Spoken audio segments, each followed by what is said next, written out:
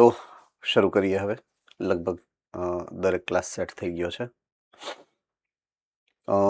ગઈકાલ સુધી આપણે જે ટોપિકને કવર કર્યો છે એ ટોપિક છે ડીએનએની સંરચના પહેલું, અને પછી ડીએનએની જે કાર્યપ્રણાલી છે એમાં સ્વયંજનનને આપણે થોડો ઘણો સમજો છે.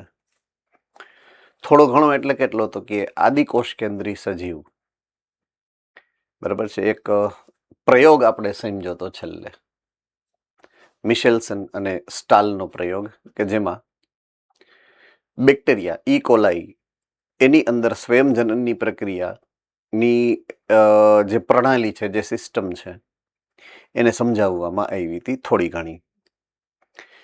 અને અર્ધ રૂઢિગત સ્વયંજનનની જે પ્રક્રિયા છે, જે પદ્ધતિ છે, એ બેક્ટેરિયાની અંદર એણે સાબિત કરેલી છે. હવે જ્યારે આદિકોષ કેન્દ્રી કોષ છે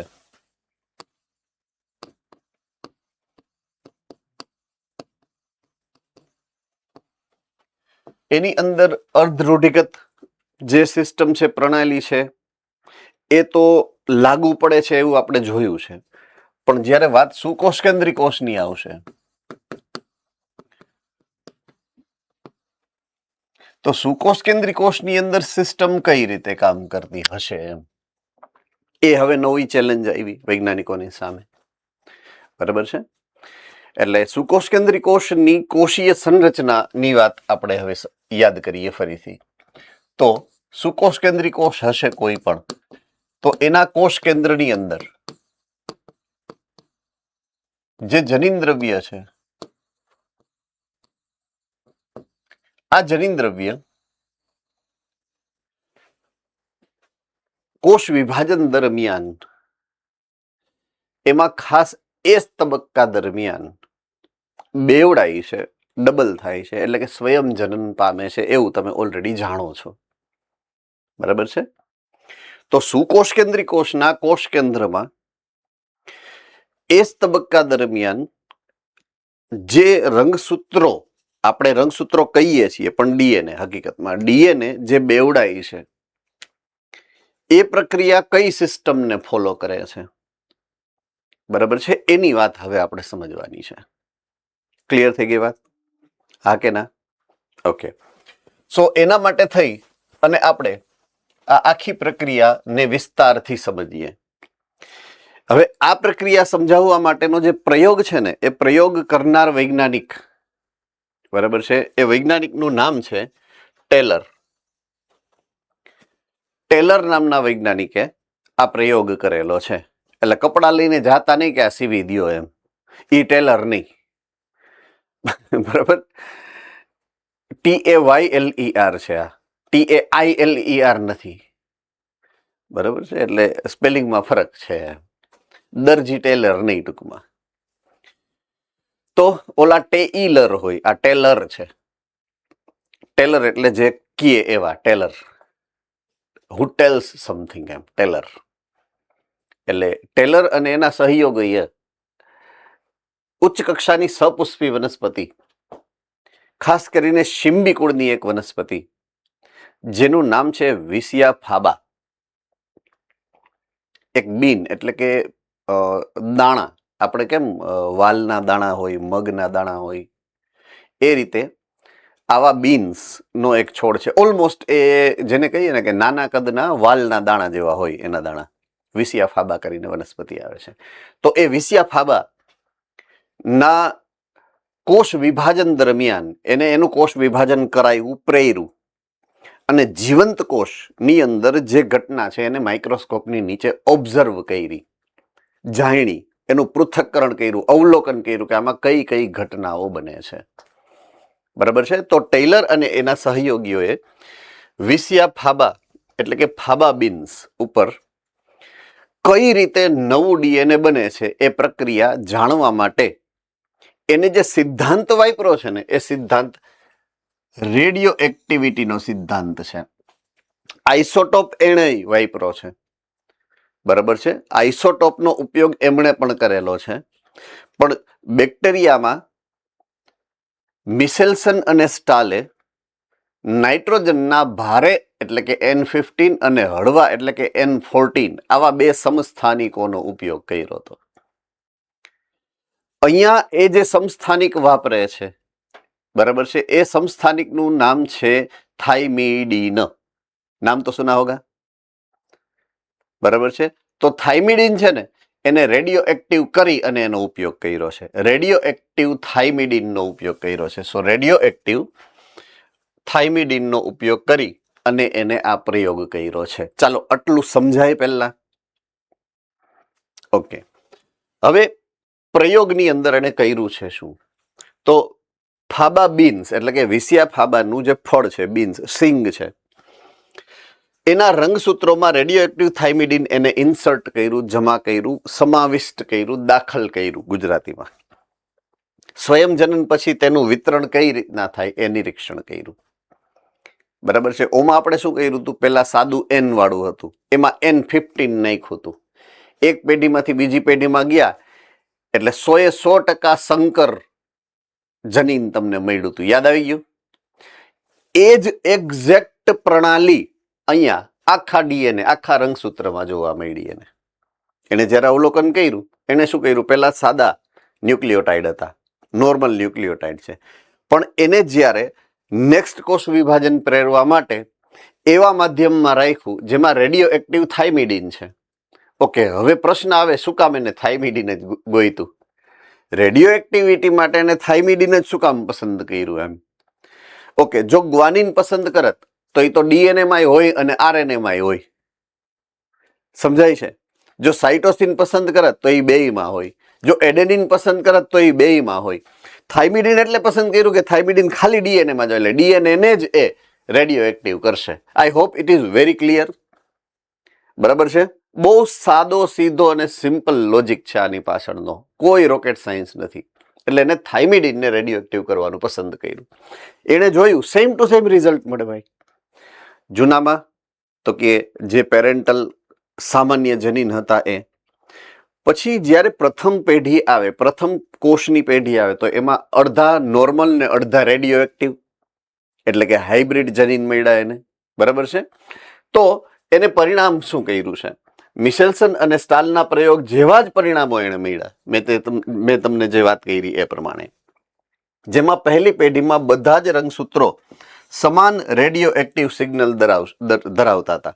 શું કામ? કારણ કે એક સામાન્ય હોય ડીએનએ, તો એનું સામેનું જે નવું બનેલું નવી શૃંખલા છે એ કેવી હશે? રેડિયો એક્ટિવ હશે. એટલે બધામાં રેડિયો એક્ટિવ સિગ્નલ એને મળ્યા છે. નિષ્કર્ષણ, ઉચ્ચ સજીવોના રંગસૂત્રમાં પણ અર્ધ રૂઢિગત પદ્ધતિથી ન જ સ્વયંજનન થાય છે. સેમ ટુ સેમ સાબિતી અમને અહીંયા અવલોકનમાં જોઈ. રેડી? આટલું સમજાણું છે? Okay, good. પ્રયોગ સેમ જ છે. ઓમાં બેક્ટેરિયા હતા અને બેક્ટેરિયાનું જનીન હતું. આમાં ઉચ્ચ કક્ષાની વનસ્પતિ છે, વિસિયા ફાબા, એનું જનીન છે. ઓમાં ઘનતાની દ્રષ્ટિએ અલગ આઇસોટોપ હતા, આમાં રેડિયો એક્ટિવ આઇસોટોપ છે, એટલું જ ફરક. બાકી બે પ્રક્રિયા સમાન પ્રિન્સિપલ એટલે કે સિદ્ધાંતથી કામ કરે છે. એ સિદ્ધાંતનું નામ શું છે? અર્ધ રૂઢિગત પ્રણાલી. બરાબર છે. ડીએનએના સ્વયંજનનની અર્ધ રૂઢિગત પ્રણાલી પ્રમાણે જ આ બંને પ્રયોગની અંદર પરિણામો પ્રાપ્ત થયેલા છે. આ પ્રયોગે પુષ્ટિ આપી કે બેક્ટેરિયા હોય કે ઉચ્ચ સજીવો હોય, બંનેમાં ડીએનએનું સ્વયંજનન એક જ પદ્ધતિથી થાય છે, જે છે અર્ધ રૂઢિગત પ્રણાલી. ચાલો, આમાં કોઈને ડાઉટ ના હોય તો હું નેક્સ્ટ પોઈન્ટ ઓફ વ્યૂમાં જાઉં. ઓલરાઈટ.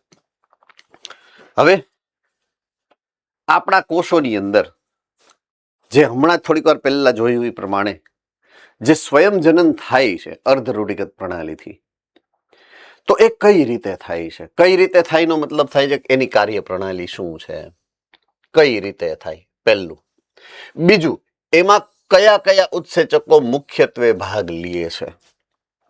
આ બહુ ઇમ્પોર્ટન્ટ પોઈન્ટ આપણે હવે આગળ ચર્ચામાં લઈએ છીએ. બરાબર છે.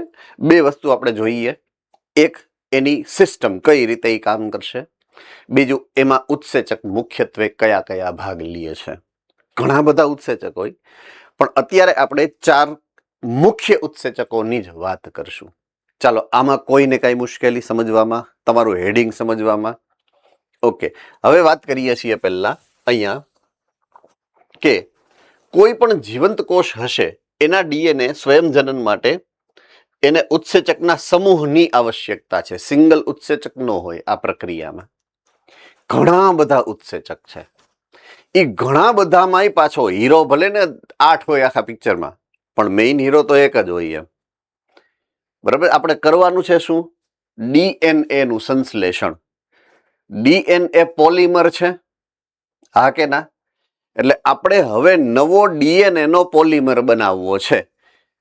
શું બનાવવું છે? ડીએનએ નો પોલિમર બનાવવો છે નવો. તો ડીએનએ નો પોલિમર બનાવવા માટે મારે જે ઉત્સેચકની જરૂર છે એનું નામ છે ડીએનએ પોલિમરેઝ. શું નામ છે? DNA polymerase. એટલે ડીએનએ પોલિમરેઝ છે ને એ ઉત્સેચક છે કે જે મેઇનલી આની સાથે જોડાયેલ છે અને મેઇનલી આ કામ જે છે એ કરશે એમ.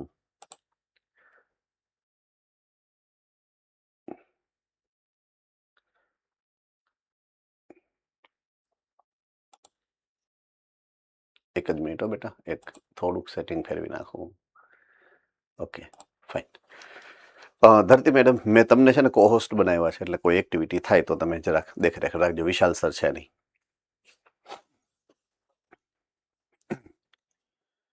જેનિફ ઇંગ્લિશ મીડિયમમાં છે એટલે એને રિમૂવ કરવો પડશે. Okay fine. આપણે વાત કરીએ કે જ્યાં હતા ત્યાં ડીએનએ પોલિમરેઝની. બરાબર છે. તો ડીએનએ પોલિમરેઝ એનો મુખ્ય ઉત્સેચક છે આ પ્રક્રિયાનો, આ પ્રણાલીનો. રેડી? આટલું સમજાણું છે હે ને? સો ડીએનએ પોલિમરેઝ મુખ્ય ઉત્સેચક છે જે પ્રતિકૃતિનો ઉપયોગ કરી, એટલે કે ટેમ્પલેટનો ઉપયોગ કરી અને નવા ડીઓક્સી ન્યુક્લિયોટાઇડના બહુલીકરણ પોલિમરાઇઝેશનને ઉત્પ્રેરિત કરે છે. તો ડીએનએ પોલિમરેઝ એવો ઉત્સેચક છે જેની પાસે જો ટેમ્પલેટ હોય તો એ ટેમ્પલેટના જે ન્યુક્લિયોટાઇડના ક્રમ છે એની સામે એ પૂરક ક્રમને ગોઠવી આપે તમને, અને નવો એક ડીએનએ નો આખો અણુ સામે બનાવી દે મોટો. એટલે પૂરક શૃંખલા જે વાત કરી ને આપણે, પૂરક શૃંખલા ડીએનએ ની બનાવવાની જવાબદારી મુખ્યત્વે કોની ઉપર છે? ડીએનએ પોલિમરેઝ ઉપર છે. આટલું સમજાઈ ગયું છે? ઓલરાઈટ. હવે વાત કરીએ આ ડીએનએ પોલિમરેઝ છે ને એની કાર્યક્ષમતાની. એ કેટલો કાર્યક્ષમ છે આ ઉત્સેચક? આપણે સમજાતા ચેપ્ટર નંબર 9 ની અંદર કે લગભગ બધા જ ઉત્સેચકો અત્યંત કાર્યક્ષમ હોય, એક્યુરેટ હોય એના કામમાં, પાવરધા હોય અને અનેક ગણી સ્પીડ વધારી દે છે લગભગ કોઈ પણ એ કેમિકલ રિએક્શન હોય, હે ને? તો અહીંયા એ શું કરશે? તો કે ખૂબ જ ઓછા સમયમાં, જુઓ, એકદમ ઓછા સમયમાં મોટી સંખ્યામાં ન્યુક્લિયોટાઇડનું પોલિમરાઇઝેશન, બહુલીકરણી કરી શકે છે. ઉદાહરણ આપ્યું છે કે ઈ કોલાઈમાં સ્વયંજનન પૂરું થવામાં ખાલી 20 જ મિનિટ લાગે ગઈકાલે મિશેલ્સન અને સ્ટાલના પ્રયોગમાં, હે ને? યાદ આવી ગયું કે નહીં? હે ને? ઓકે.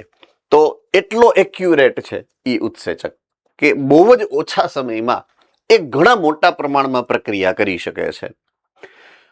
હવે એક ચેલેન્જ, એ ચેલેન્જ આ છે, બહુ ઇમ્પોર્ટન્ટ મુદ્દો છે દોસ્તો. શું કામ ખબર છે? આ કરવા માટે એને જે ઉર્જાની જરૂર પડે ને, ઢગલા મોઢે ઉર્જાની જરૂરિયાત પડે. સમજાય છે કે નહીં? કારણ કે આ નોર્મલ સામાન્ય ચયાપચયની પ્રક્રિયા નથી, આ અત્યંત ઊંચા લેવલના ચયાપચયની પ્રક્રિયા છે. તો જ્યાં ઊંચા લેવલની ચયાપચયની પ્રક્રિયા હોય ત્યાં તમારે ઉર્જાની જરૂરિયાત વધે. દાખલા તરીકે તમારી પાસે એક્ટિવા છે તો 1 લીટર પેટ્રોલમાં 30, 35, 40 કિલોમીટર ચાલી શકે. બરાબર છે? એની બદલે મારી પાસે ગાડી છે 4 વ્હીલર, તો એ 1 લીટર પેટ્રોલમાં માત્ર 12 કે 15 કિલોમીટર ચાલે. હવે એની બદલે મર્સિડીઝ હોય ને તો 5 જ કિલોમીટર ચાલે. સમજાય છે? અને હેલિકોપ્ટરમાં તમારું પેટ્રોલ હાલે જ નહીં. એમાં પેટ્રોલ જ અલગ ટાઈપનું જોઈએ. સમજાય છે? તો ઉર્જાની જરૂરિયાત જેમ એન્જિન મોટું થાય ને એમ બદલે. તો અહીંયા સૌથી મોટો હવે ચેલેન્જનો મુદ્દો આપણે આ આવ્યો કે તમારે જો આ કરાવવું છે, આટલી ઊંચી કાર્યક્ષમતાથી કામ કરાવવું છે, તમારે ઉર્જા જોશે ઢગલા મોઢે. પણ એક ફેસિલિટી તો ઇનબિલ્ટ છે. જુઓ હવે તમે, હાઇબ્રિડ એન્જિન છે આ. કેવું છે? હાઇબ્રિડ. ઓટોમેટિક શિફ્ટ થઈ જાય, હે ને? શું કામ તમને સમજાવું? તમે આને ઓળખો છો? આ નામ કોને ખબર છે? એટીપી નું પૂરેપૂરું બધાને ખબર છે? ઓકે, એડેનોસાઇન ટ્રાઇફોસ્ફેટ બધાને ખબર છે, એટલે હું બોલી ગયો. બરાબર છે. એડેનોસાઇન ટ્રાઇફોસ્ફેટ એટલે શું થાય ખબર છે? એડેનિન, હે ને? એ એડેનિન છે. એડેનિન માંથી બનેલો ન્યુક્લિયોટાઇડ છે. પણ ન્યુક્લિયોટાઇડમાં એક જ ફોસ્ફેટ હોય, જે મોનોફોસ્ફેટ હોય. પછી ક્રમિક રીતે બે વધારાના ફોસ્ફેટ ઉમેરાણા એટલે એટીપી બન્યો. Yes or no? રેડી? તો જો એડેનિન નામનો ન્યુક્લિયોટાઇડ એની સાથે બે ફોસ્ફેટ જોડી દઈએ તો પોતે જ ઉર્જાના સ્ત્રોતમાં રૂપાંતરિત થઈ જાય કે નહીં? હવે ઈ જ એડેનિન પાછો ડીએનએ નો પોલિમર બનાવવામાં વપરાય કે નહીં? તો જે ન્યુક્લિયોટાઇડ અહીંયા પોલિમરાઇઝેશન માટે ઉપયોગમાં લેવાના છે, એ તો ઉર્જાના સ્ત્રોત છે. સમજાય છે કે નહીં હું જે કહું છું એ? હવે તમારી બાજુમાં દાખલા તરીકે પરીક્ષામાં હું આવી ગયો હોવો જોઈએ, મજા આવી જાય, ઓટોમેટિક પોઝિટિવ એનર્જી આવી જાય કે નહીં? હે, તમારી નીટની પરીક્ષામાં મેં ફોર્મ ભર્યું અને તમારી બાજુમાં જ મારો નંબર આવી ગયો હોય તો કેવી મજા આવી જાય. ભલે હું તમને લખાવું કે ન લખાવું, અંદરથી બળ કેટલું નીકળે, એમ છલકે, આમ બીજાના પેપરને ભરી મૂકે એવું છલકે, હે ને? તો પોતે જ ઉર્જાના સ્ત્રોત છે. એટલે ગામમાંથી ઉર્જા લેવાની જરૂરિયાત નથી ને. મારો કહેવાનો મતલબ એ છે કે પોતે જ ઉર્જાના સ્ત્રોત છે ને પોતે જ પ્રક્રિયામાં ભાગ લે છે. સિમ્પલ. હવે અહીંયા અમુક ટેકનિકલ વર્ડ્સ, ટેકનિકલ શબ્દોનો ઉપયોગ કરેલો છે જે આપણા માટે જાણવા જરૂરી છે. બરાબર છે? એ ટેકનિકલ વર્ડ કયા છે? જુઓ, અહીંયા છે ડીએનટીપી. શું નામ છે એનું? D short dNTP. પાછળ એપોસ્ટ્રોફી એસ નથી, ઓલો બહુવચનનો એસ છે. આપણે ક્લાસ અને ક્લાસીસ ES છે પાછળ, એટલે હકીકતમાં સિંગલ બોલું તો આ છે ડીએનટીપી. બરાબર છે? પણ ડીએનટીપી એક નથી, ડીએનટીપી 4 છે, એટલે મારે લખવું પડે ડીએનટીપી. अब समझ में आ गई बात पूरी? बराबर છે. હવે ડીએનટીપી નો આખો નામ જો આપેલું છે કે ડીઓક્સી રીબો, આ ડીઓક્સી રીબો, આટલું સમજાણું. ડી એટલે સ્મોલ ડી એટલે ડીઓક્સી રીબો, એન એટલે ન્યુક્લિયોટાઇડ, એન એટલે ન્યુક્લિયોટાઇડ, ટ્રાઇફોસ્ફેટ, ટ્રાઇફોસ્ફેટ. તો જો ડીઓક્સીરીબો ન્યુક્લિયોટાઇડ, ડીઓક્સીરીબો ન્યુક્લિયોટાઇડ એડેનિન છે તો એટીપી થઈ ગયો. સમજ મારી વાત? જો ગ્વાનિન છે તો જીટીપી થઈ ગયો. જો સાઇટોસિન છે તો સીટીપી થઈ ગયો. અને જો થાઇમિન છે તો ટીટીપી થઈ ગયો. હવે આમાં પ્રમાણમાં સૌથી વધારે મજબૂત અને સ્થાયી બંધારણ આનું છે, એટલે આ સામાન્ય રીતે ઉર્જાના સ્ત્રોત તરીકે નથી વાપરી શકાતો. શું કામ? તમે થાઇમિનની વાત સમજાતા 2 લેક્ચર પહેલા, એમાં એવું હતું કે થાઇમિન વધુ સ્થાયી છે. યાદ આવ્યું? સ્થાયિત્વ પ્રદાન કરે છે ડીએનએ ને થાઇમિન. તો એ ઉર્જાના સ્ત્રોત તરીકે એટલા માટે નથી વાપરી શકતા જનરલી. જરૂર પડે તો એ વાપરે, એ અલગ વાત છે. ભીંગ પડે તો પગેથી ને આપણે પાટું મારી હગી ને હાથેથી ને ધૂંબો મારી હગી. બાકી હાથ તો લખવાના કામમાં ને પગ ચાલવાના કામમાં જ લેવાના હોય. હા કે ના? એટલે ઇમરજન્સીમાં એ ઉપયોગ કરે એનો કોઈ ઓલો મુદ્દો નથી, પણ જનરલી વપરાતા નથી. એમ સાઇટોસિન પણ એવો જ છે અણુ કે એ પ્રમાણમાં જટિલ છે. એટલે એ પણ, એટલે સામાન્ય રીતે ઉર્જાના સ્ત્રોત તરીકે આ બે સર્વસામાન્ય અણુ છે, એટીપી અને જીટીપી બંને આવી ગયા છે તમારે, હે ને? એટીપી અને જીટીપી બે સામાન્ય ઉર્જાના ચયાપચયમાં વપરાતા અણુઓ છે, પણ એ પોતે જ પાછા બંધારણીય ઘટક છે. કોના? તો કે ડીએનએ ના પોલિમરના. એટલે જરૂર પડે ત્યારે એ ડીએનએ ના પોલિમરાઇઝેશનમાં પ્રક્રિયક તરીકે વપરાય ને જરૂર પડે ત્યારે ઉર્જાના સ્ત્રોત તરીકે પણ વાપરી શકાય. એટલે બહારથી ઉર્જાની જરૂરિયાત નથી, ભલે એને મોટા પ્રમાણમાં ઉર્જાની જરૂરિયાત છે આ પ્રક્રિયા કરવા માટે, પણ પોતે જ ઉર્જાના સ્ત્રોત તરીકે કામ કરી શકે છે. એટલે બહારના કોઈ પણ વધારાના સ્ત્રોત ઉપર એને ડિપેન્ડન્ટ રહેવાની જરૂરિયાત નથી. ચાલો, આટલું સમજાણું છે, હેન્ડ રાઇઝ કરી દેજો બધા, થમ્સ અપ, હે ને? પક્કા? All right. ચાલો, હવે નેક્સ્ટ મુદ્દો એક છે, અહીંયા આપેલો છે કે ઈ કોલાઈમાં સ્વયંજનનનો દર 1000 ન્યુક્લિયોટાઇડ પ્રતિ સેકન્ડ આપેલો છે. મેં અહીંયા મારી સ્લાઇડમાં ને તમારી બુકની અંદર તમારે ચેક કરવાનું છે, અલગ છે કદાચ. હા, જામનગર વાળા ભાઈ બોલો બેટા, શું કઈ પ્રશ્ન છે? સર, આપણે તમે એમ કીધું કે સર ડીપીએસ એટલે ડીઓક્સી રિબો ન્યુક્લિયોટાઇડ, તો સર અહીંયા ટાઇડ આવશે કે ન્યુક્લિયોસાઇડ આવશે? એટલે ન્યુક્લિયોસાઇડ ટ્રાઇફોસ્ફેટ જ હોય, ન્યુક્લિયોસાઇડ ટ્રાઇફોસ્ફેટ જ હોય લોજિકલી.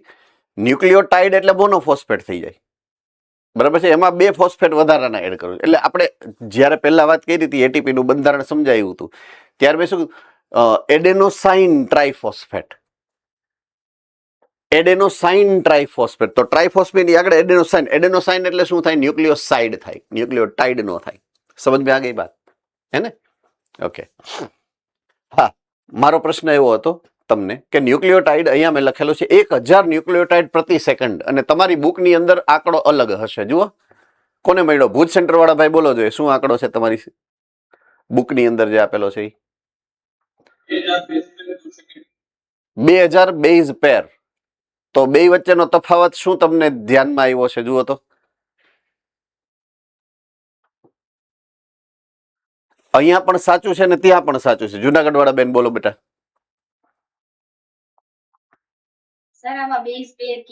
Exactly right. અહીંયા ડબલ છે બેઝ પેર ને અહીંયા સિંગલ ન્યુક્લિયોટાઇડ. રેડી? અહીંયા બેઝ પેર શબ્દ નથી એટલે મેં આ સિંગલ બેઝ લીધો છે, ને ત્યાં બેઝ પેર ડબલ, એટલે સંખ્યા ડબલ થઈ જાય કે નહીં બેટા? હે ને? એટલે ઈ ખાસ ધ્યાનમાં રાખવું. તમને આ પ્રમાણે પર પ્રશ્ન પૂછી શકે અને ઓલા પ્રમાણે પણ પ્રશ્ન પૂછી શકે. આ ટ્વિસ્ટેડ પ્રશ્ન કર્યો છે મેં. શું કર્યું છે? ટ્વિસ્ટ કર્યો છે. એટલે આ જે તમે આંકડા યાદ રાખો ને, એ ટેક્સ્ટ માંથી રાખો, મટીરિયલ માંથી રાખો, એને પર યુનિટ જે આપેલો હોય ને ત્યાં એના પ્રમાણે યાદ રાખવા. દાખલા કે અહીંયા શું છે? 1000 ન્યુક્લિયોટાઇડ પ્રતિ સેકન્ડ છે, અહીંયા 2000 બેઝ પેર પર મિનિટ પર સેકન્ડ છે. 2000 બેઝ પેર, અહીંયા 1000 ન્યુક્લિયોટાઇડ પર સેકન્ડ એવું છે. એટલે ખાસ ઈ યાદ રાખવું, એટલે કન્ફ્યુઝન ન થાય. અને બે ડિફરન્ટ જ્યારે પેટર્ન આવે તો બેમાંથી એક જ પેટર્ન ને યાદ રાખવાની. ગોખવાની જ્યારે વાત આવે, તમે જે ગોખવા પડે ને, અમુક મુદ્દાઓ તો ગોખવા પડે ને, તો ઈ ગોખો ને ત્યારે સિંગલ યુનિટ જ ગોખવાનો, ડબલ યુનિટ નહીં ગોખવાનો, નહીતર કન્ફ્યુઝન ક્રિએટ કરશે. આ ખાસ યાદ રાખજો, બરાબર છે? યસ, રાજકોટ ગુરુકુલ.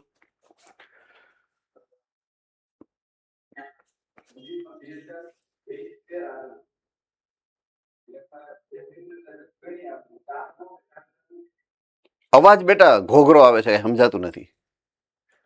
એવું હોય તો આગળ આવીને બોલો, અથવા તો અલગ કંઈક વ્યવસ્થા કરો.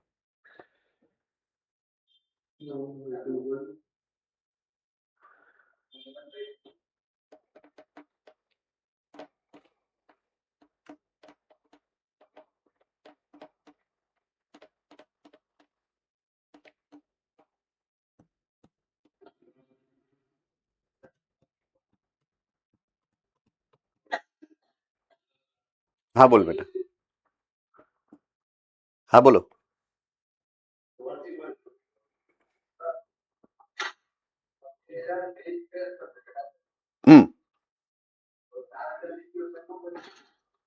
જો પાછળ રોજ સમજાણું, 2000 બેઝ પેર સમજાણું, પછી કઈ સમજાતું નથી.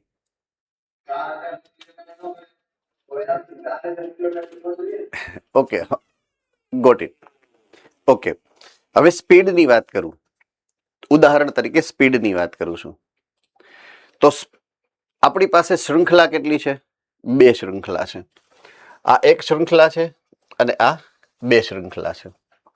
સંશ્લેષણ બંને શૃંખલામાં એકી સાથે થાય છે. એટલે શૃંખલા એ પણ સંશ્લેષણ કરે છે, શૃંખલા બી પણ સંશ્લેષણ કરે છે, બંને સંશ્લેષણ કરે છે. બરાબર છે. હવે એ હશે કે બી હશે, બેયની સ્પીડ કેટલી છે? 1000 ન્યુક્લિયોટાઇડ પર સેકન્ડ. 1000 ન્યુક્લિયોટાઇડ પર સેકન્ડ. તો એ અહીંયા પણ લાગુ પડે 1000 ન્યુક્લિયોટાઇડ પર સેકન્ડ. તો હું જ્યારે 1 સેકન્ડમાં આ બંનેને કમ્બાઈન કરું છું ત્યારે 2000 બેઝ પેર પર સેકન્ડ આવ્યું. એટલે 1000 ન્યુક્લિયોટાઇડ પર સેકન્ડ, 1000 ન્યુક્લિયોટાઇડ પર સેકન્ડ, એ બેયને ભેગા કરું એટલે પર સેકન્ડ બેઝ પેર નો હિસાબ થાય એટલે 2000 બેઝ પેર પર સેकंड થાય. अब समझ में आ गई बात? Ready? Rajkot centre thumbs up. Okay, so આ રીતે એને લેવાનું છે તમારે.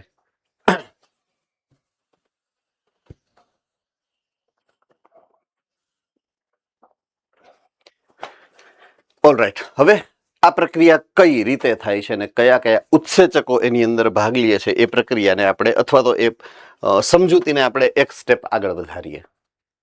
બરાબર છે. સ્વયંજનનની જે પ્રક્રિયા છે, એની જે પ્રણાલી છે, એની જે સિસ્ટમ છે, એ સિસ્ટમની વાત કરીએ ને તો એકચ્યુઅલી હું આના પછીની સ્લાઇડમાં જઈશ તો વધારે એટલા માટે મજા આવશે કે આ આકૃતિ દ્વારા હું તમને વધારે સારી રીતે સમજાવી શકીશ. તો તમારી બુકમાં પણ આકૃતિ આપેલી છે અને મારી સ્ક્રીનમાં પણ આકૃતિ સેમ ટુ સેમ મેં કટ કોપી પેસ્ટ કરી અને શેર કરેલી છે.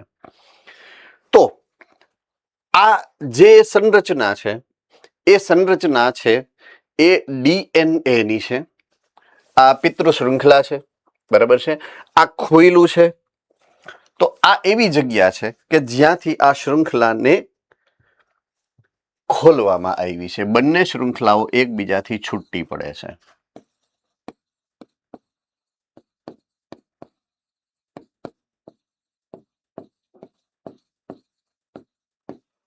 તો આ શૃંખલા અહીંયાથી છૂટી પડી. બે છૂટી પડે ને એટલે તમે જોશો ને તો બે બાજુએ સામે આ ટેમ્પલેટ બની ગઈ. આ ટેમ્પલેટ બની ગઈ એટલે આ ટેમ્પલેટ નંબર 1 છે, આ ટેમ્પલેટ નંબર 2 છે. બે ટેમ્પલેટ શૃંખલાઓ જો અહીંયા લખેલું જ છે. ટેમ્પલેટ શૃંખલા એટલે શું થાય? પિતૃ સંકુલ છે. બરાબર, પિતૃ ડીએનએ છે. આટલું સમજાઈ ગયું પહેલો મુદ્દો. રાઈટ. તો બંને ટેમ્પલેટમાં સામ સામે નવી શૃંખલા બને છે એવું અહીંયા દર્શાવેલું છે, જે એરો સ્વરૂપે દર્શાવેલું છે. જો એરા છે ઘણા બધા દેખાઈ ગયું છે. હવે બંને સાઈડ એરામાં થોડોક તફાવત છે. એક બાજુએ આ એરો સળંગે સળંગ જાય છે આખો સિમ્પલ, પણ બીજી બાજુએ એરો છે ને એ જો એક કટકો, બે કટકો, 3 એવી રીતના કટકે થાય છે. યસ ઓર નો? તો જે બાજુએ સળંગ જાય છે એને સતત સંશ્લેષણ કહેવાય. આ સતત સંશ્લેષણ શબ્દ આના માટે વાપરો છે. રેડી? ઓકે. આ બાજુ કટકે થાય છે એટલે એને કીધું છે અસતત સંશ્લેષણ, એટલે ઈ આના માટે વાપરો છે શબ્દ. જે નવી શૃંખલા બને છે એક બાજુએ એ સતત સંશ્લેષણ કરે છે અને સામેની બાજુએ એ અસતત સંશ્લેષણ કરશે. આટલું સમજાઈ ગયું છે? ઓકે. હવે હું પાછો જૂની સ્લાઇડમાં આવી જવાની, પહેલાની સ્લાઇડમાં જ્યાંથી આપણે શરૂઆત કરવાની છે સમજવાની. તમે જે આકૃતિ જોઈ ને એ આકૃતિ આ છે સ્વયંજનન ચીપિયાની. બરાબર છે. એને કહેવાય, એ જે સંરચના છે તમે જોશો તમારી બુકમાં લખેલું છે સ્વયંજનન ચીપિયો. રેપ્લિકેશન ફોર્ક કહેવાય અંગ્રેજીની અંદર. તો સ્વયંજનન કુંતલ નાના ખુલ્લા થયેલા ભાગમાં થાય છે. સ્વયંજનનની જે પ્રક્રિયા છે એ ડીએનએ જ્યાંથી ખુલે ને ડીએનએ ના ખુલ્લા થયેલા ભાગમાં થાય અને જે સંરચના બને એ સંરચનાને સ્વયંજનન ચીપિયો એટલે કે રેપ્લિકેશન ફોર્ક કહેવાય. રેડી? ઓકે. હવે બે પ્રકારની થાય. એક થાય સતત અને એક છે ત્રુટક એટલે કે અસતત, જે મેં તમને આકૃતિમાં બતાવ્યું. ઓકે, જ્યાં સતત થાય છે એ કયા ટેમ્પલેટમાં? તો કે 3' to 5' વાળા ટેમ્પલેટમાં. અને જ્યાં અસતત થાય છે એ કહ્યું તો કે 5' થી 3' વાળું ટેમ્પલેટ. મારે સરનામું દેખાડવું પડશે તમને, તો હું સમજાવી દઉં તમને કે એ ભાઈ શું કહેવા માંગે છે. ઓકે, આ ટેમ્પલેટ 3' થી 5' ટેમ્પલેટ કહેવાય. કેવું કહેવાય? 3' થી 5' ટેમ્પલેટ. તો એ ટેમ્પલેટ ઉપર જે સંશ્લેષણ થાય છે એ કેવું થાય છે? સતત સંશ્લેષણ. રેડી? સમજાણું કે નહીં? ઓકે, હવે આ 5' થી 3' ઉપર જે થાય છે, 5' થી 3' ઉપર જે થાય છે એ કેવું થાય છે? અસતત સંશ્લેષણ. ચાલો, આ સમજાઈ ગઈ છે બે ઘટના? નો કન્ફ્યુઝન હો, કોઈ કન્ફ્યુઝનની જરૂરિયાત નથી. હવે વાત મોસ્ટ ઇમ્પોર્ટન્ટ આવે. રાઈટ? હવે વાત આવશે મોસ્ટ ઇમ્પોર્ટન્ટ. તમને હું યાદી અપાવી દઉં કે મેં લગભગ 2 લેક્ચર પહેલા તમને એક વાત કીધી હતી અને એવું કીધું હતું કે જ્યારે પણ તમે ડીએનએ ની વાત કરશો એટલે ડીએનએ ને તમારે રીડ કરવાની શરૂઆત 5' થી 3' ની દિશામાં કરવી પડે. કોને યાદ છે? આજે એનું વૈજ્ઞાનિક કારણ સમજાવું છું તમને. રેડી? જો નવી શૃંખલા બને છે ને, તમારે ટેમ્પલેટ ઉપર ધ્યાન નથી દેવાનું. નવી શૃંખલા જે બને છે ને એની દિશા કઈ આપેલી છે એરોની જુઓ તો, 5' થી 3'. દેખાણું? ઓબ્ઝર્વ તમારે કરવાનું છે. 5' થી 3' તરફ એનું સંશ્લેષણ થાય છે. 5' થી 3' તરફ એનું સંશ્લેષણ થાય છે. 5' થી 3', 5' થી 3' તરફ જ આ દિશા નિશ્ચિત છે અને આ નિયમ છે કે ન્યુક્લિયોટાઇડનું જ્યારે સંશ્લેષણ થાય, કોઈ પણ ડીએનએ હશે કે આરએનએ હશે, એનાથી કોઈ ફરક નથી પડતો, પણ સંશ્લેષણની દિશા હંમેશા 5' થી 3' ની જ હશે. આ ફિક્સ છે. ચાલો, આમાં કોઈને કઈ ડાઉટ છે? ઓલરાઈટ, તો હું હવે અહીંયા આવી જાઉં છું. તો આ 2 પોઈન્ટ પછીનો જે પોઈન્ટ છે એમાં ઈ કહે છે કે આ ત્રુટક શૃંખલા જ્યાં બની ત્યાં તો કટકે બન્યો છે ડીએનએ. હકીકતમાં ડીએનએ હોવો જોઈએ કેવો? સીધો સળંગ શૃંખલામાં હોવો જોઈએ, હા કે ના? તો એ જે કટકા બન્યા એ કટકાને હાંધવા પડશે. તો ચેપ્ટર નંબર 9 ધોરણ 11 ડીએનએ લાઇગેઝ નામનો ઉત્સેચક, લાઇગેઝિસ પ્રકારના ઉત્સેચકોનું વર્ગીકરણ અને નામકરણ. કોને યાદ છે આ મુદ્દો? લાઇગેઝ ઉત્સેચક શું કરે? અણુઓને જોડવાનું કામ કરે. શું કરે? અણુઓને જોડવાનું કામ. જુઓ, ડીએનએ ને જોડવો છે એટલે આપણે નામ શું આપ્યું ઉત્સેચકને? ડીએનએ લાઇગેઝ નામનો ઉત્સેચક છે એ ઓલા કટકા છે ને એને જોડવાનું કામ કરશે. એટલે સળંગ શૃંખલા જે ત્રુટક બની છે એ પણ આખો ડીએનએ બનશે પછી. ચાલો, આટલું સમજાઈ ગયું હોય તો હું હવે નેક્સ્ટ સ્લાઇડ ઉપર આપેલી ઇન્ફોર્મેશન શેર કરું તમારી સાથે સરસ મજાની. ઓકે, સ્વયંજનનની આ જે પ્રક્રિયા છે, બરાબર છે, એના સાથે જોડાયેલા મુખ્ય મુદ્દાઓને મેં અહીંયા પિન પોઈન્ટ કરેલા છે, પોઈન્ટ વાઇઝ ડિવાઈડ કરેલા છે. તો સૌથી પહેલા સ્વયંજનન ચીપિયામાં 2 રીતે સતત અને અસતત સંશ્લેષણ થાય. બરાબર છે? કેવી રીતના? એક સતત અને એક અસતત એટલે કે ત્રુટક સ્વયંજનનની પ્રક્રિયા થાય. તમારે થમ્સઅપ કરતું જવાનું દરેક પોઈન્ટ ઉપર. ઓકે, પોઈન્ટ નંબર 2, જે મુખ્ય શૃંખલા છે ને, અગ્રણી શૃંખલા કહેવાય એને. અગ્રણી શૃંખલા, મુખ્ય શૃંખલાને કહેવાય અગ્રણી શૃંખલા. પણ મુખ્ય શૃંખલા કેવી કોને? મુખ્ય શૃંખલા કહેવાની છે તમારે આને. સતત સંશ્લેષણ થાય ને, બરાબર છે, એ મુખ્ય શૃંખલા થઈ ગઈ, અગ્રણી શૃંખલા થઈ ગઈ, જેને કહેવાય લીડિંગ સ્ટ્રેન્ડ અંગ્રેજીમાં. બરાબર છે? ચાલો થમ્સ અપ. તો જ્યાં સતત સંશ્લેષણ થાય, દિશા ફિક્સ છે, મેં તમને કીધું 5 પ્રાઇમ થી 3 પ્રાઇમ તરફ. તો સામેની જે કટકા કટકા વાળી છે ને, એને પશ્ચાદવર્તી શૃંખલા અથવા તો લેગિંગ સ્ટ્રેન્ડ કહેવાય. બરાબર છે? પશ્ચાદવર્તી એટલે પાછળ રહી જાય એવી. બરાબર છે? એ સંશ્લેષણમાં વેઇટ કરવું પડે, એને વેઇટ. સમજાવું? ચાલો સમજાવી દો કે એવું શું કામ થાય છે. બરાબર છે? હવે આપણી પાસે આ એક ડીએનએ છે. બરાબર છે? આ ન્યુક્લિયોટાઇડ છે, એના બેઝ પેર છે.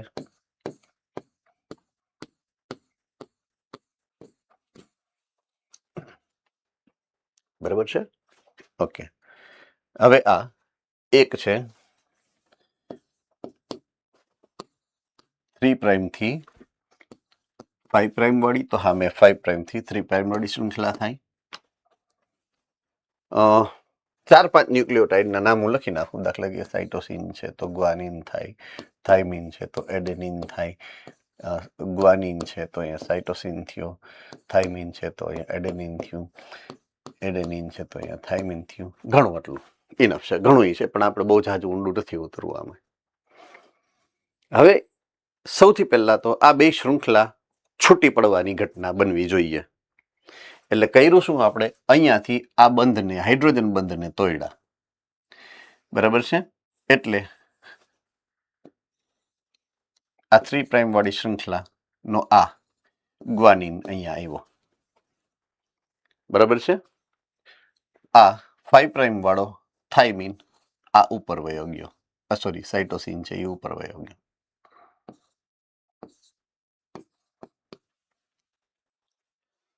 રેડી?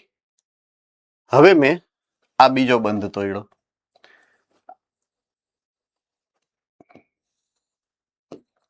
એટલે થાઇમિન અહીંયા ગયો,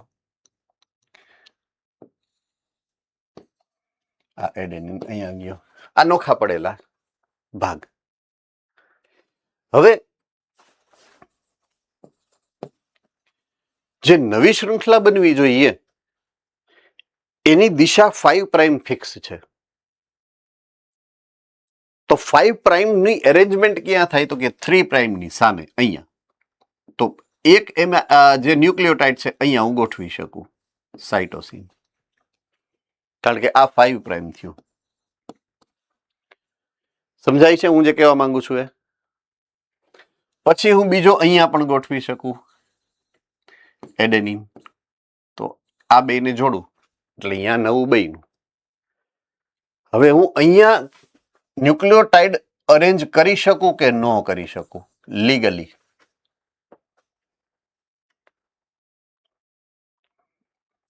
બોલો જુનાગઢ વાળા બેન.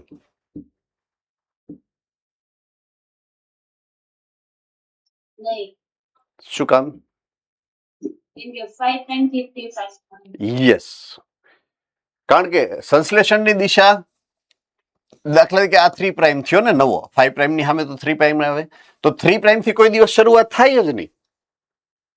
શરૂઆત હંમેશા 5 પ્રાઇમ થી જ કરવી પડે, આ ફરજિયાત છે. એટલે એ શરતનું પાલન જ નથી કરતો હોય. એટલે થાય શું ખબર છે? અમુક સમય સુધી એને રાહ જોવી પડે. જો આમ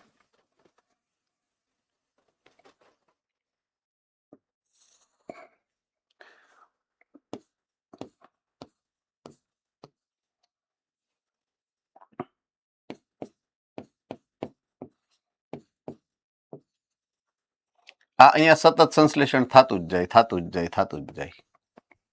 બરાબર છે? પણ આ સામેની શૃંખલાએ શું કરવું પડે ખબર છે? આ 4, 5, 10 ન્યુક્લિયોટાઇડ થાય ને ત્યાં સુધી રાહ જોવે. પછી શરૂઆત અહીંયાથી કરે અને આમ જાય. એટલે 5 નો એક કટકો બેનો ટૂંકમાં. આટલું સમજાય? તો હવે શું થયું ખબર છે? આ 3 પ્રાઇમ થયો, અને આ 5 પ્રાઇમ થયો. તો આ 5 પ્રાઇમ થી 3 પ્રાઇમ ની દિશાની શરતનું પાલન થઈ શક્યું અહીંયા. રેડી? એટલે એને રાહ જોવી પડે છે. રાહ જોવી છે એટલે લેગિંગ. લેગિંગ એટલે પાછળ રહી જવું. અંગ્રેજીમાં શબ્દ છે લેગિંગ, એટલે કે પાછળ રહી જવું. એટલે એ સંશ્લેષણમાં આના કરતા થોડાક સ્ટેપ પાછળ રહી જાય છે. એટલે કટકે થાય, ત્રુટક થાય. વળી પાછું અહીંયા સતત થતું હશે, અહીંયા પહોંચશે ને પછી અહીંયાથી આ ઊંધી શરૂઆત કરશે. એટલે એ રીતે સંશ્લેષણ થાય છે. તો ફરી પાછું હું અહીંયા આવી જાઉં. પાશ્ચાદવર્તી શૃંખલા અથવા તો લેગિંગ સ્ટ્રેન્ડ છે, અહીંયા સંશ્લેષણ કેવું છે? ત્રુટક છે. શું કામ ત્રુટક છે? એની પાછળનું વૈજ્ઞાનિક કારણ અને પ્રક્રિયા મેં તમારી સામે મૂકી. તો અહીંયા આ જે કટકા બન્યા, કટકો પહેલો, બીજો, ત્રીજો, એવી રીતના કટકે સંશ્લેષણ થાય છે. એવી સૌથી પ્રથમ વખત સમજૂતી આપનાર વૈજ્ઞાનિક જાપાનના હતા, ઓકાઝાકી નામના વૈજ્ઞાનિક. શું નામ હતું એનું? ઓકાઝાકી.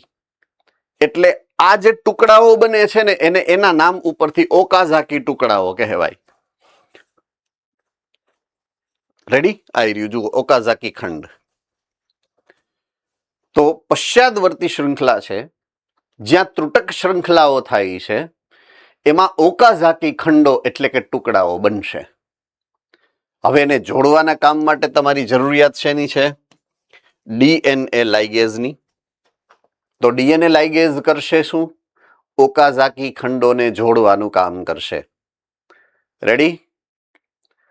ઓકે. હવે ફરી પાછો એક નવો ઉત્સેચક આવ્યો મેદાનમાં. રેડી? જેનું નામ છે પ્રાઇમેઝ. શું નામ છે? પ્રાઇમેઝ. પ્રાઇમેઝનું કામ પ્રાઇમર ઉમેરવાનું છે. પ્રાઇમર બનાવે અને એનું ઓકે. હવે પ્રાઇમર શું છે? સૌથી પહેલા તો આપણે એના વિશે ની વાત તમારી સામે મારે મૂકવી પડે. તો હું પાછો જાઉં છું અહીંયા. કોઈ પણ શૃંખલાના સંશ્લેષણની વાત કરું, દુનિયાની કોઈ બી શૃંખલાના સંશ્લેષણની વાત કરું, તો શરૂઆતના 3 થી 10 ન્યુક્લિયોટાઇડ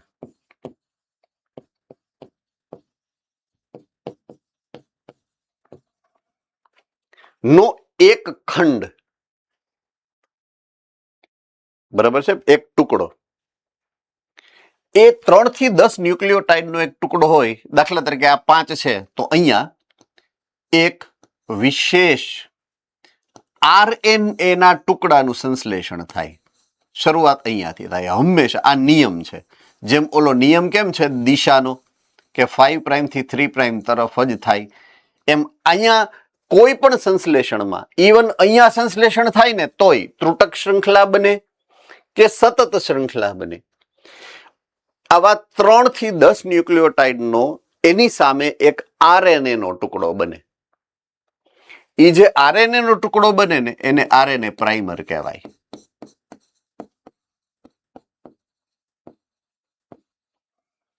શું કહેવાય? RNA primer. સંશ્લેષણની શરૂઆત હંમેશા આરએનએ પ્રાઇમર જ કરે. સતત સંશ્લેષણ હોય ડીએનએ નું, અસતત સંશ્લેષણ હોય ડીએનએ નું, કે આરએનએ નું સંશ્લેષણ હશે. સંશ્લેષણ ન્યુક્લિયોટાઇડ નું જ્યાં થશે, જે રીતે થશે, શરૂઆત હંમેશા આરએનએ પ્રાઇમર થી થાય. આરએનએ પ્રાઇમર ને બનાવવા માટે જે ઉત્સેચક છે એ ઉત્સેચકને કહેવાય આરએનએ પ્રાઇમેઝ.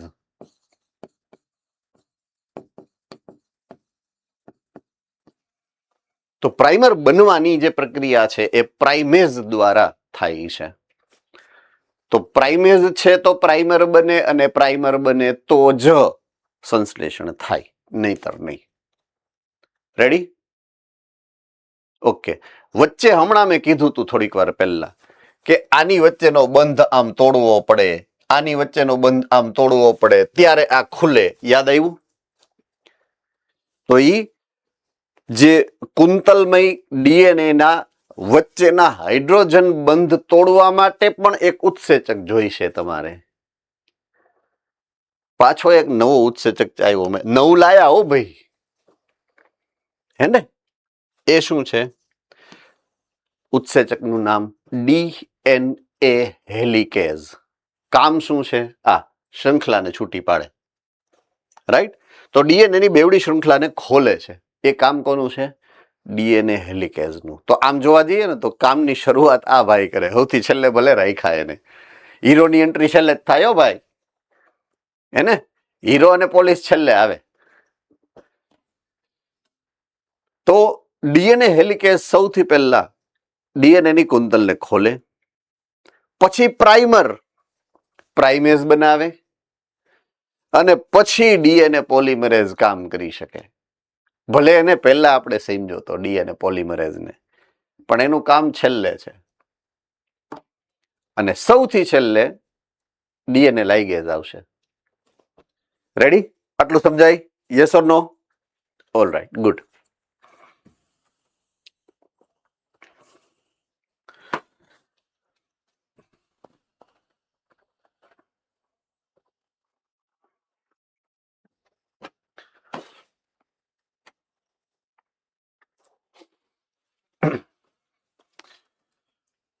અત્યંત ઇમ્પોર્ટન્ટ મુદ્દો અને સમજૂતી. ડીએનએ નું જ્યારે પણ સ્વયંજનન થવાનું છે તો પહેલા તો મૂળભૂત રીતે ડીએનએ નું સ્વરૂપ, પોઈન્ટ ટુ બી નોટેડ, ડીએનએ નું સ્વરૂપ મેં તમને બેક્ટેરિયાની ઇન્ફોર્મેશન આપી હતી ને ત્યારે સમજાવ્યું હતું.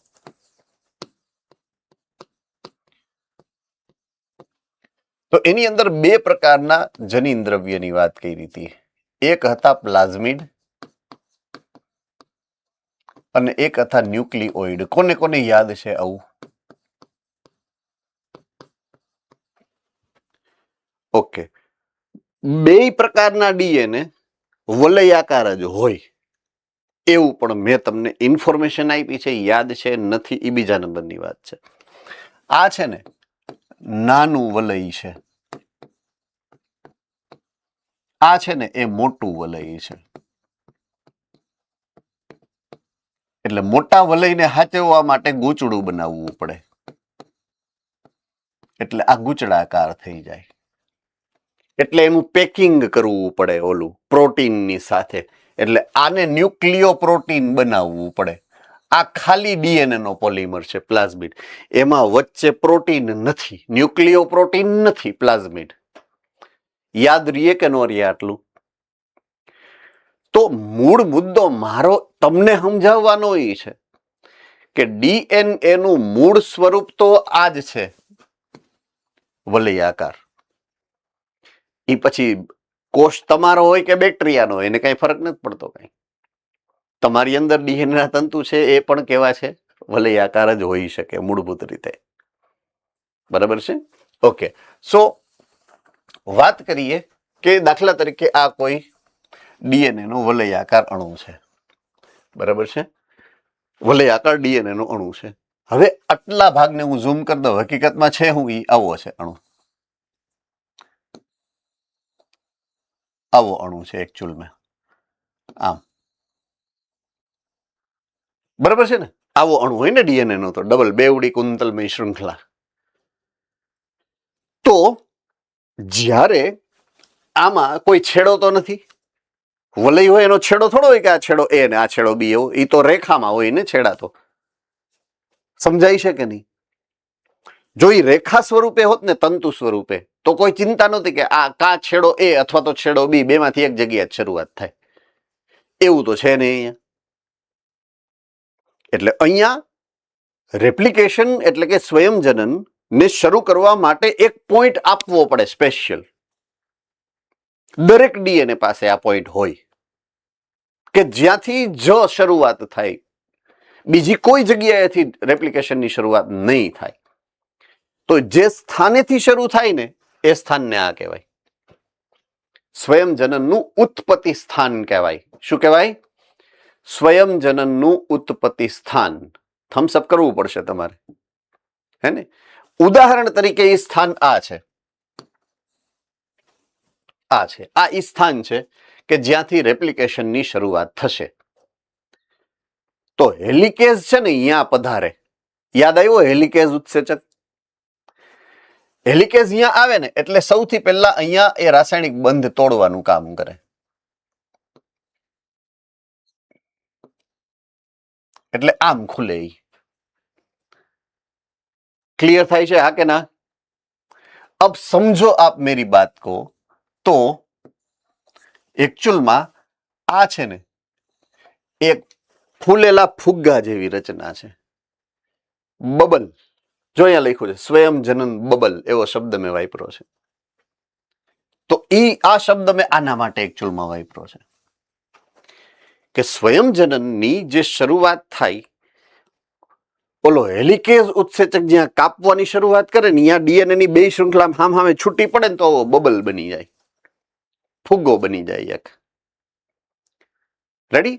તો ચાલો અહીંયા પહેલા મૂળભૂત જ્યાંથી શરૂઆત કરી ઉત્પત્તિ સ્થાન, એટલે કે ઓરિજિન ઓફ રેપ્લિકેશન, અંગ્રેજીમાં એને એવું કહેવાય, ઓરિજિન ઓફ રેપ્લિકેશન, અને એનું શોર્ટ ફોર્મ થાય ORI. ફરીથી અહીંયા લખું છું ઉપર, ORI, ઓરી કહેવાય એને. દરેક ડીએનએ ઉપર એક ઓરી હોય. ઓરી એટલે ઓરિજિન ઉપરથી એનું નામ આવ્યું ORI. ડન? ઓકે. તો ડીએનએ પોલિમરેઝ પોતે જ સ્વયં જનનની શરૂઆત કરી શકતો નથી. પોલિમરેઝ ને સરનામું આપવું પડે કે ભાઈ અહીંયા જા એમ. સમજાય છે? પોલિમરેઝ સીધે સીધો ગમે આ ચોટીને કઈ સ્વયં જનનની શરૂઆત કરી શકતો નથી. બેક્ટેરિયા અને અન્ય સજીવોના ડીએનએમાં નિશ્ચિત સ્થાન છે, નિશ્ચિત સ્થાન. ત્યાંથી ન જ સ્વયં જનનની શરૂઆત થાય. એ નિશ્ચિત સ્થાનનું નામ શું છે? સ્વયં જનનનું ઉત્પત્તિ સ્થાન, એટલે કે ORI, ઓરી. થમ્સ અપ. હવે પ્રક્રિયાની વાત છે, મેં જે સમજાયું એ. ઉત્પત્તિ સ્થાન ઉપર ડીએનએ ખુલી જાય છે, બે સ્વયં જનન ચીપિયા બને.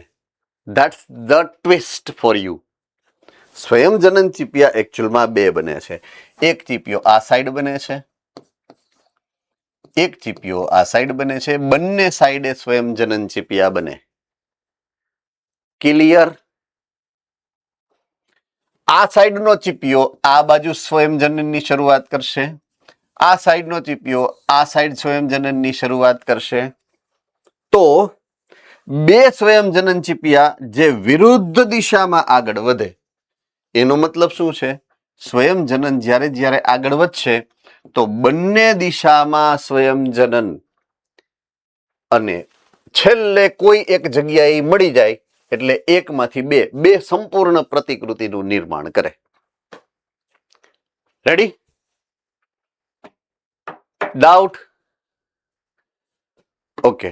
હવે મેં એવું કીધું હતું કે આ ઇમ્પોર્ટન્ટ પોઈન્ટ બનશે તમારા માટે. એટલા માટે કીધું હતું કે આ મિકેનિઝમ મેં તમને અત્યારે જે સમજાવ્યું ને, એ આગળ બાયોટેકનોલોજીમાં પણ યુઝ કરવાનું છે આપણે. બરાબર છે? બાયોટેકનોલોજીના સિદ્ધાંતો છે ને, એમાં એક સૌથી ઇમ્પોર્ટન્ટ સિદ્ધાંત છે ને, એ આ છે, પુનઃ સંયોજિત ડીએનએ ટેકનોલોજી. શું? પુનઃ સંયોજિત ડીએનએ ટેકનોલોજી. રાઈટ? એમાં આપણે એક વિશિષ્ટ પ્રકારના ડીએનએ નો ઉપયોગ કરવાના છીએ, વિશેષ પ્રકારના ડીએનએ નો ઉપયોગ કરવાના છીએ, જેને કહેવાય વાહક, વેક્ટર. હવે અત્યાર સુધીમાં તમે જે વાહક સમજ્યા છો એ કદાચ પરાગનયનના વાહક હોય, કદાચ બીજનો વિકિરણ કરવા માટેના વાહક હોય, કદાચ અમુક વખતે રોગના અણુઓના વહન કરવાના બેક્ટેરિયાના કે વાયરસના વાહક હોય. આ વાહક છે, આ એ ડીએનએ ના વાહક છે. કોના છે? ડીએનએ ના વાહક છે. પણ આ સિદ્ધાંત અત્યારે હું તમને સમજાવીશ તો તમે બધું મૂકી બંધ કરીને ભાગી જાઓ. એટલે અત્યારે તમને કઈ સમજાવીશ નહીં, હું ખાલી યાદી અપાવી દઉં કે આનું તમારે ઉપયોગ ભવિષ્યમાં આ જગ્યાએ કરવાનો છે બાયોટેકનોલોજીમાં. વાહકની અંદર સ્વયંજનન ઉત્પત્તિ સ્થાન આવેલું હોય અને એનો ઉપયોગ આપણે ક્યાં કરવાનો છે? પુનઃસંયોજિત ડીએનએ ટેકનોલોજીમાં કરવાનો છે. ત્યારે સમજશું, અત્યારે સમજાવીશ નહીં. બરાબર છે? ગજા બારની વાત થઈ જશે ટૂંકમાં, હે ને? એટલે આપણે અત્યારે સમજશું નહીં, ખાલી આપેલું છે એટલે હું તમને, તમારી ઇવન બુકમાં પણ આપેલું છે આ સ્ટેટમેન્ટ. એટલે બહુ સમજવાના પ્રયત્નમાં અત્યારે પડતા નહીં, નહીતર ઊંધે કાંધ દેવા હોય. એટલે રહેવા દેજો અત્યારે, હે ને? આગળ આવશે ત્યારે ઓટોમેટિક સમજાઈ જશે તમને, અત્યારે નહીં સમજાય. અત્યારે જે તમારે સમજવાનું હતું એ તમે સમજી લીધું છે કે કોઈ પણ ડીએનએમાં એક નિશ્ચિત સ્થાન છે. નિશ્ચિત સ્થાનેથી જ સ્વયંજનનની શરૂઆત થાય અને આ રીતે થાય, બબલ બનાવીને બે દિશામાં સંશ્લેષણ થાય. પૂરું. આટલાથી વધારે માહિતીની અત્યારે તમારે એઝ સચ જરૂરિયાત નથી. ક્લિયર થાય છે? તો હું નેક્સ્ટ સ્લાઇડમાં જઈ શકું છું કે કોઈને કઈ ડાઉટ છે?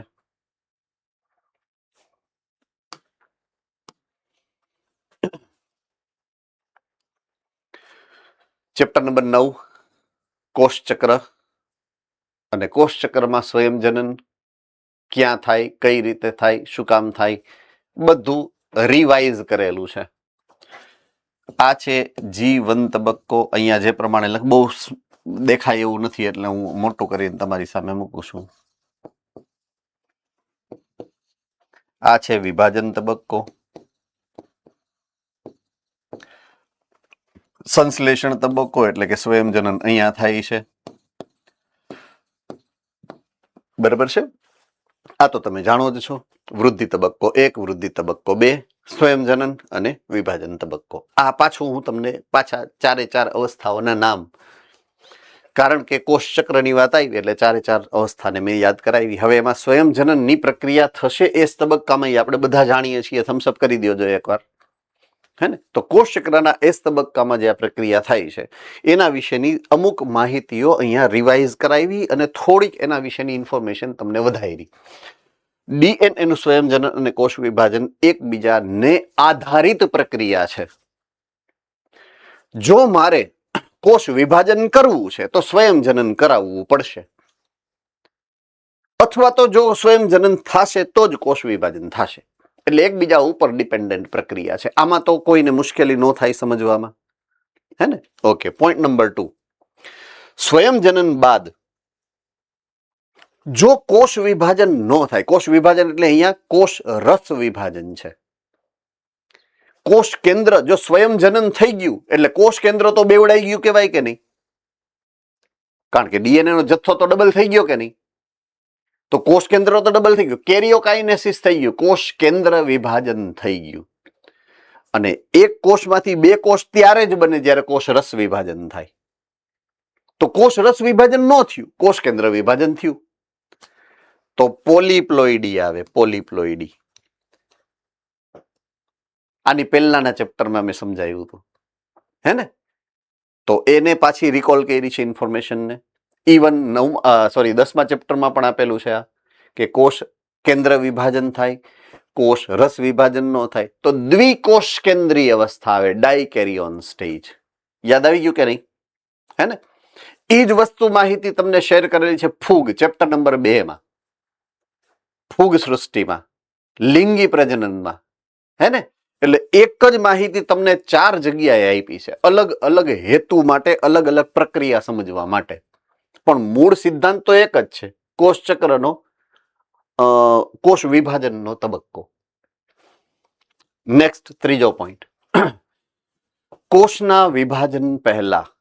હવે એ કોષના વિભાજન એટલે શું? જો તમને મિસઅન્ડરસ્ટેન્ડિંગ ન થાય ને એટલા માટે મેં આ બધી વ્યવસ્થા રાખી છે. તો અહીંયા જે શબ્દ મૂક્યો છે કોષના વિભાજન પહેલા, એટલે આ તબક્કા પહેલાની, આ વિભાજન પહેલાની વાત છે. કોષના વિભાજન પહેલા ડીએનએ નું સ્વયંજનન થવું આવશ્યક છે. જો પહેલા આ થાય ને તો જ આ થઈ શકે. સમજાઈ શકે નહીં? બે એકી સાથે થાત થઈ તો શકત, પણ તકલીફ શું પડત ખબર છે?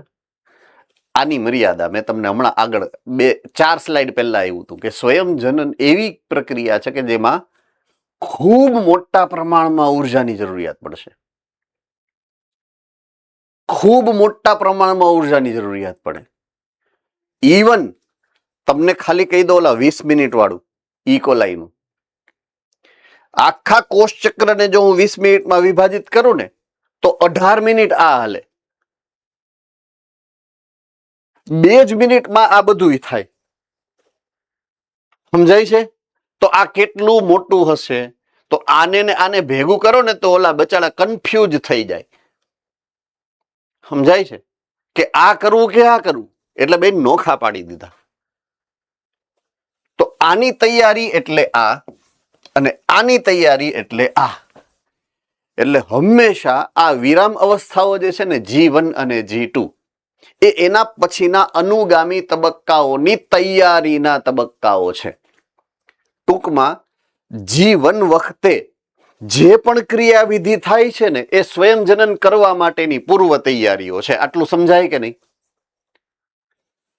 G2 માં જે પણ પ્રક્રિયાઓ થાય છે એ કેના માટે થશે? વિભાજન માટેની પૂર્વ તૈયારીઓ છે.